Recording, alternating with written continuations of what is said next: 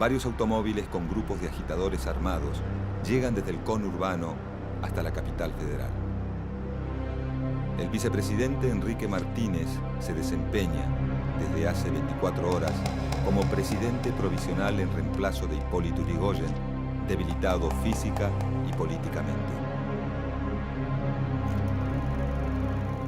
El general José Félix Uriburu, vestido de civil, sale tranquilamente de su casa en Barrio Norte con destino al Colegio Militar de San Martín. Junto a él, varios colaboradores discuten los pasos a seguir. Los generales Uriburu y Agustín P. Justo ingresan a la Casa de Gobierno y obligan al vicepresidente Martínez a firmar la renuncia. 40 minutos más tarde, los militares alcanzan sus objetivos: derrocar al gobierno radical, terminar con el ciclo de Hipólito Yrigoyen y asumir el poder dando el primer golpe de Estado de la historia argentina.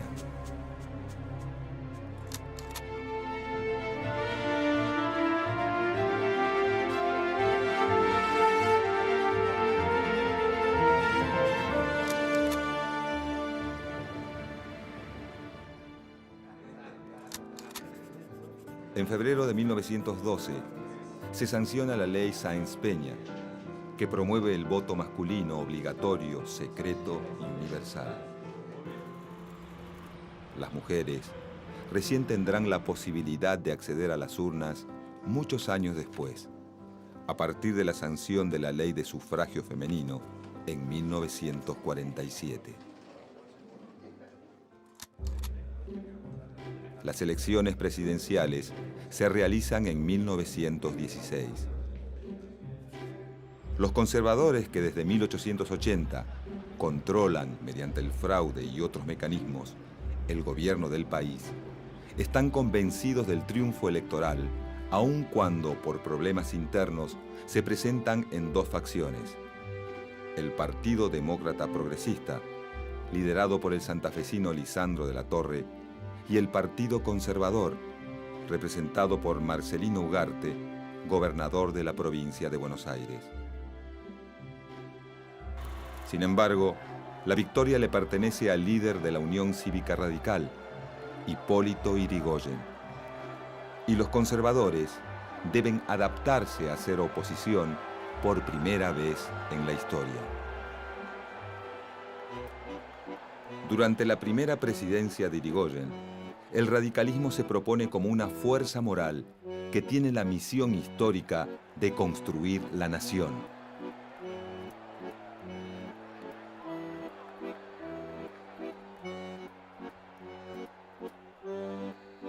Para el líder radical, el partido es la representación de esa nueva nación y como tal debe gobernar en todo el país. Con las intervenciones federales, el radicalismo pretende darle a las provincias la posibilidad de votar a sus propios gobernantes, aunque a partir de la ley Sáenz-Peña, algunas ya lo han hecho. Para la oposición, es un mecanismo violento y partidista que asegura la hegemonía radical.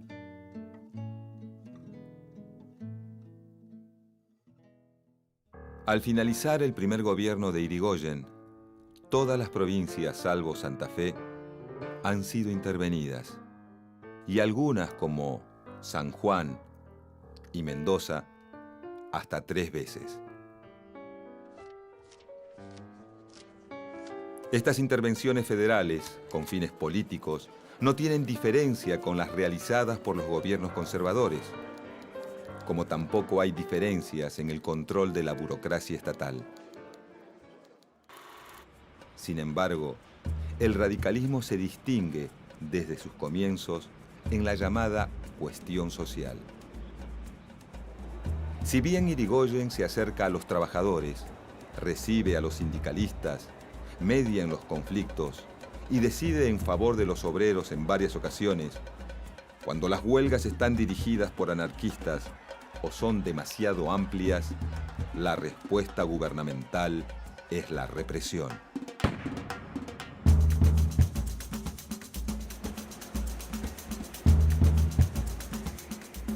embargo, cualquier política de acercamiento a los trabajadores genera resistencia desde los sectores conservadores, que ven este modo de accionar como un estímulo por parte del gobierno a las demandas obreras. Los conservadores, que han quedado en la oposición, aseguran además que el radicalismo se perpetúa en el poder a merced de los empleados públicos convertidos en verdaderas máquinas electorales, y acusan de ineficaz al gobierno de Irigoyen por darle mayor importancia a la lealtad política que a la capacidad para acceder a los puestos en la administración pública.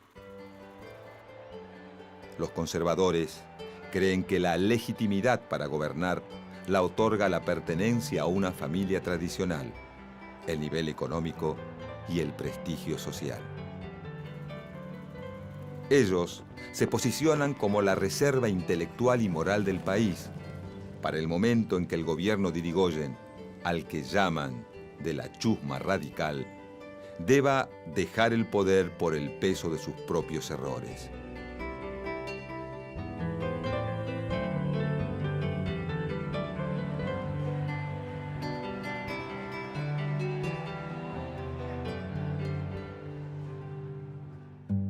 Por su parte, el presidente Hipólito Yrigoyen muestra desprecio hacia el Congreso dominado por la oposición.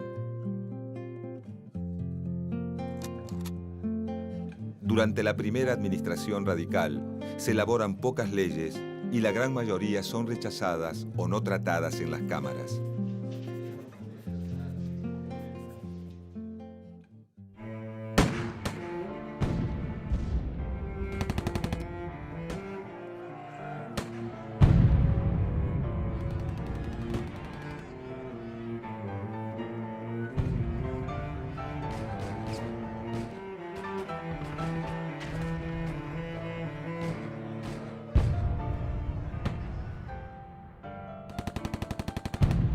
En un contexto de crisis económica, producto de la Primera Guerra Mundial que azota a Europa entre 1914 y 1918, disminuyen las exportaciones y los ingresos fiscales y se encarecen los productos importados que consume la mayor parte de la población.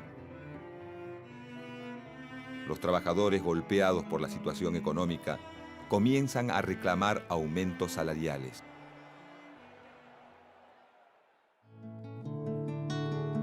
Para fines de 1917, estalla en Córdoba el movimiento de reforma universitaria.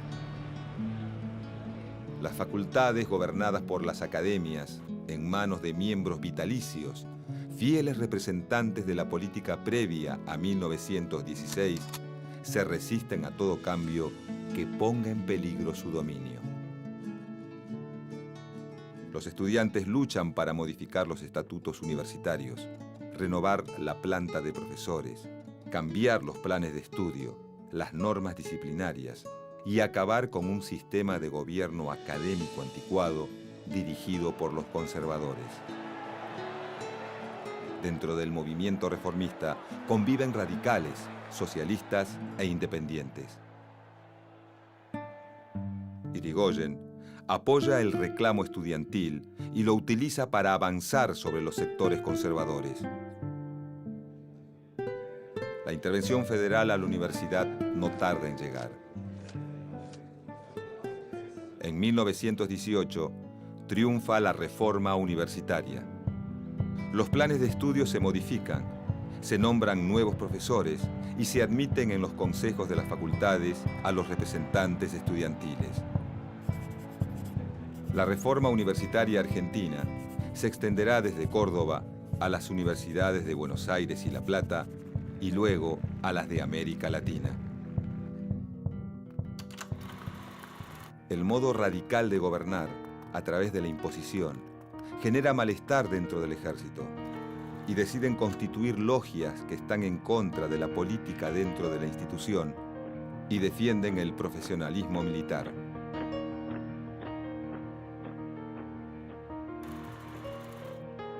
Las fuertes presiones internas y las revoluciones rusa y mexicana provocan pavor entre los sectores conservadores. La Liga Patriótica, formada por jóvenes de las clases altas y de sectores medios, se dedica a perseguir judíos y catalanes, acusándolos de maximalistas, anarquistas y de ser los culpables de la instalación de soviets en la Argentina.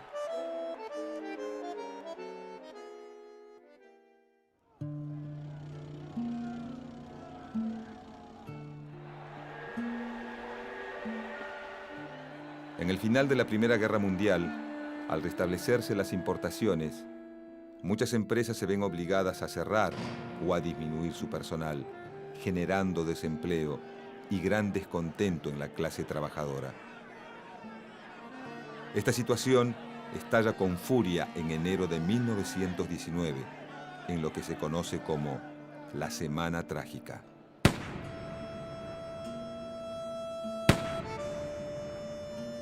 El ejército y la Liga Patriótica reprimen salvajemente y el reclamo deja un desenlace sangriento para los obreros. Es tan solo el comienzo. Entre 1921 y 1922, los trabajadores de la lana en la Patagonia van a la huelga. La situación de los arrieros, ovejeros y peones de estancia es penosa. Trabajan de 14 a 16 horas diarias con salarios ínfimos.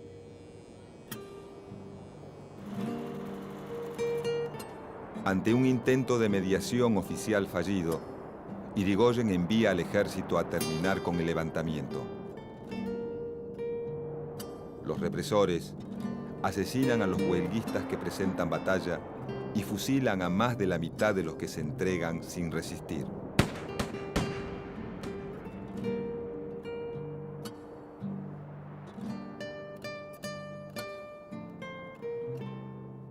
Aunque en los diarios anarquistas se extiende una sentencia condenatoria, en el resto del país nadie alza la voz. La masacre de los obreros del sur será recordada como la Patagonia Trágica y constituye uno de los tantos hechos injustos y sangrientos de la historia argentina.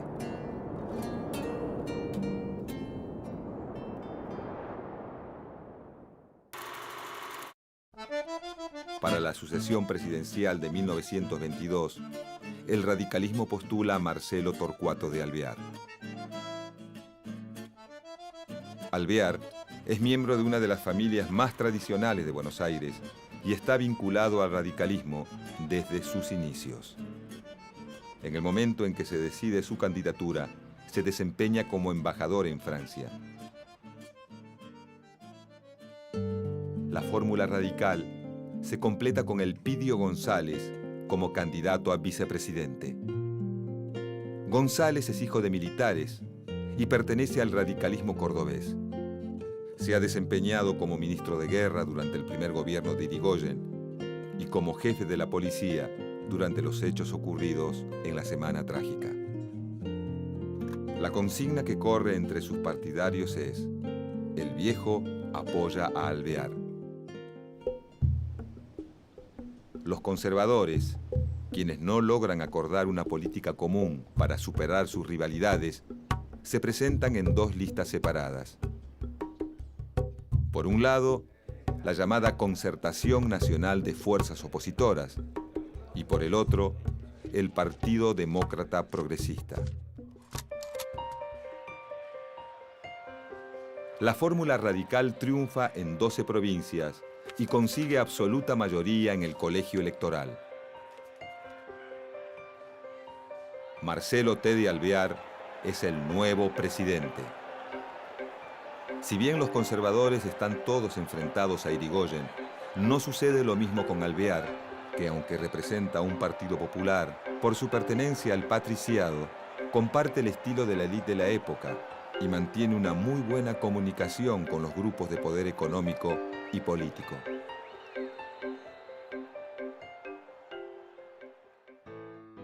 Como presidente, Marcelo T. de Alvear busca disminuir el déficit fiscal y el gasto público incrementado bajo la presidencia de Irigoyen.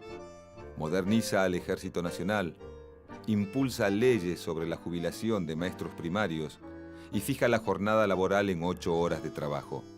Su gobierno se ve favorecido por un descenso general de la conflictividad social. El nuevo presidente se mantiene independiente de la voluntad y del estilo político del viejo caudillo radical y realiza muy pocas intervenciones federales. Otra de las medidas tomadas por Alvear es nombrar al general Enrique Mosconi como presidente de la recién creada empresa petrolera del Estado, Yacimientos Petrolíferos Fiscales, YPF. La producción de petróleo se amplía notoriamente y se crea la primera refinería del país en la ciudad de La Plata. A lo largo de la presidencia de Alvear, se plantea un fuerte debate sobre la posibilidad de nacionalizar el petróleo y colocar toda su producción bajo control estatal. Esta idea será el eje de la campaña de Irigoyen para las elecciones de 1928.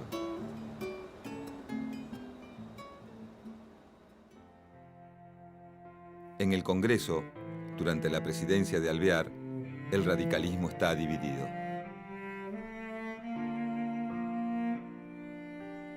Por un lado, quedan los hombres fieles a Irigoyen, que se autodenominan personalistas.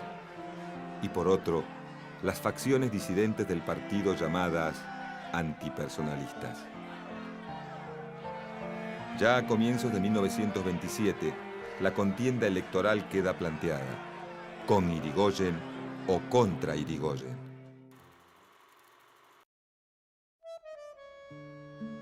La fórmula Hipólito Yrigoyen, Francisco Beiró, obtiene el doble de votos que sus opositores del Frente Único, Leopoldo Melo, Vicente Gallo, y triunfa en 14 de las 15 provincias.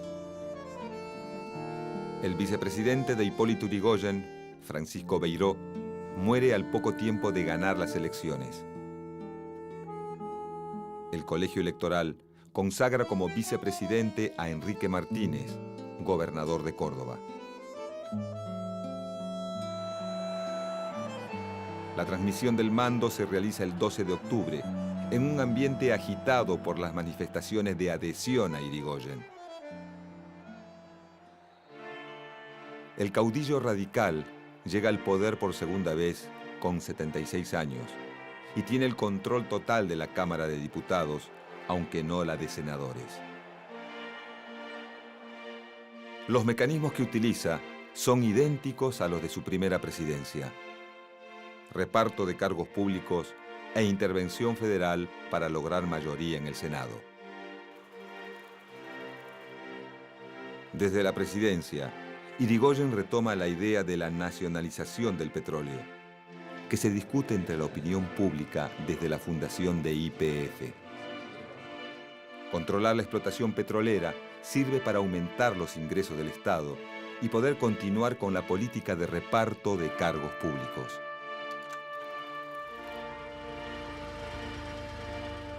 Al mismo tiempo, busca asegurar la provisión de combustible barato para el desarrollo del sector industrial y achicar la dependencia de las importaciones provenientes de los Estados Unidos.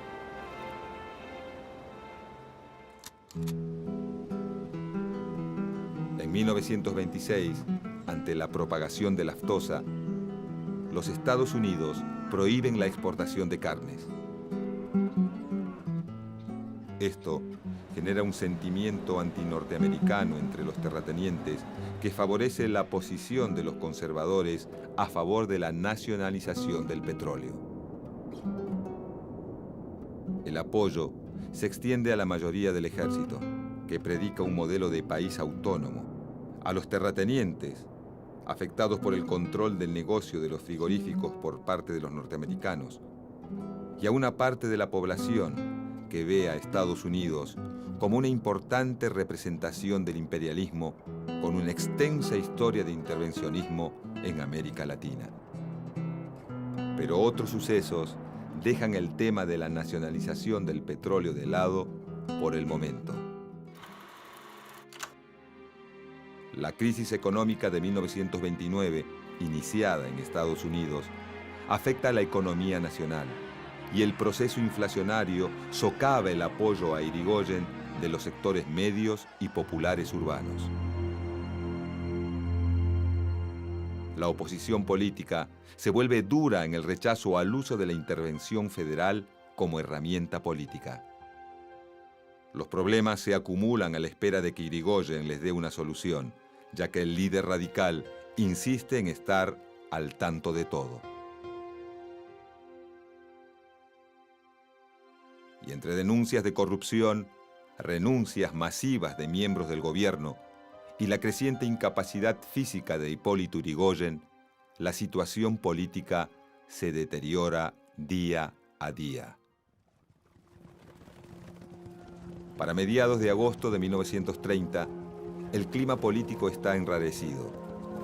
Hay represión policial contra la oposición y también acciones civiles contra comités radicales y marchas de irigoyenistas. Los principales líderes de la oposición piden la renuncia de Irigoyen y lo hacen responsable de lo que suceda si no acepta. Ministros y militares dejan solo a Irigoyen. El 1 de septiembre se anuncia que el presidente está enfermo.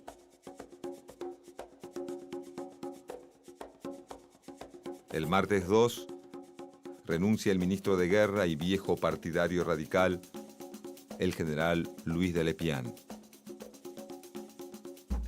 La figura del general José Félix Uriburu, fiel representante del nacionalismo de derecha y de los círculos opositores, no deja de crecer.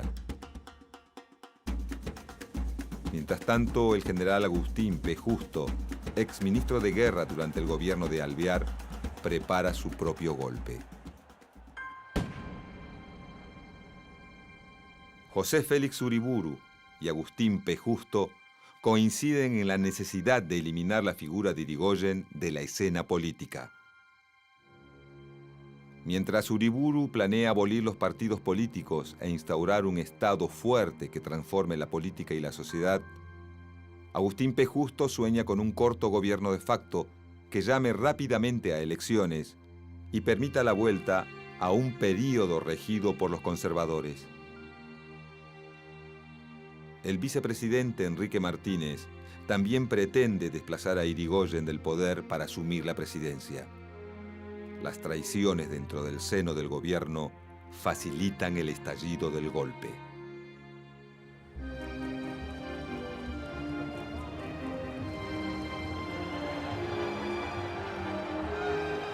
Los días 3 y 4 de septiembre se realizan marchas encabezadas por los estudiantes de las universidades de Filosofía y Letras, Ingeniería, Derecho y Medicina, exigiendo la renuncia de Irigoyen.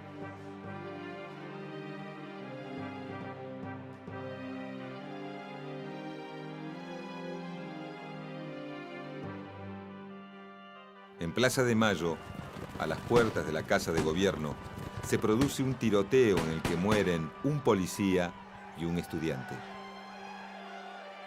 El 5 de septiembre, Enrique Martínez se hace cargo de la presidencia ante el mal estado de salud del presidente. A la madrugada siguiente, Uriburu se dirige al colegio militar y lo subleva sin encontrar oposición. Desde allí, comienza su marcha con apenas 1 millar de cadetes y civiles que lo acompañan. Un grupo de aviones llega desde el Palomar y arroja volantes sobre la ciudad.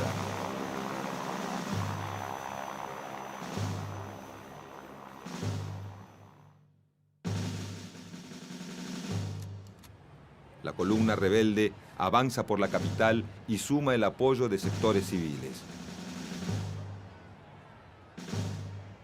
Se hace un alto en la Plaza del Congreso, donde un político conservador pretende dar un discurso en apoyo a los golpistas conservadores, que es interrumpido a balazos.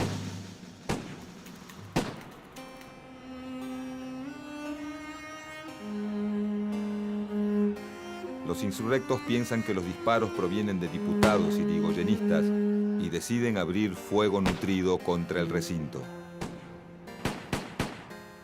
La columna finalmente llega a la Plaza de Mayo. Los generales José Uriburu y Agustín P. Justo ingresan a la Casa de Gobierno y obligan al vicepresidente Enrique Martínez a firmar la renuncia.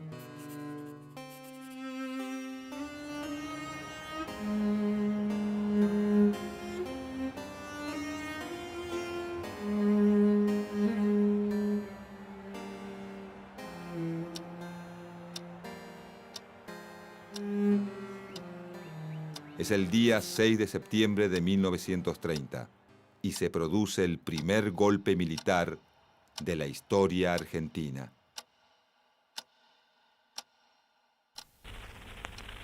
Respondiendo al clamor del pueblo y con el patriótico apoyo del Ejército y de la Armada, hemos asumido el gobierno de la nación. Las Fuerzas Armadas, con el apoyo moral de la masa de la opinión, después de haber liberado a la nación de la ignominia, ocupa de nuevo su lugar sin ambiciones de predominio. Tratará el gobierno provisorio de respetar todas las libertades, pero reprimirá sin contemplación cualquier intento que tenga por fin estimular, insinuar o incitar a la regresión. Hipólito Yrigoyen, aún enfermo, se dirige a la ciudad de La Plata, desde donde intenta articular la resistencia, pero los jefes militares le informan que también se han plegado a la insurrección. Yrigoyen se entrega y queda detenido en el 7º cuartel de infantería de La Plata.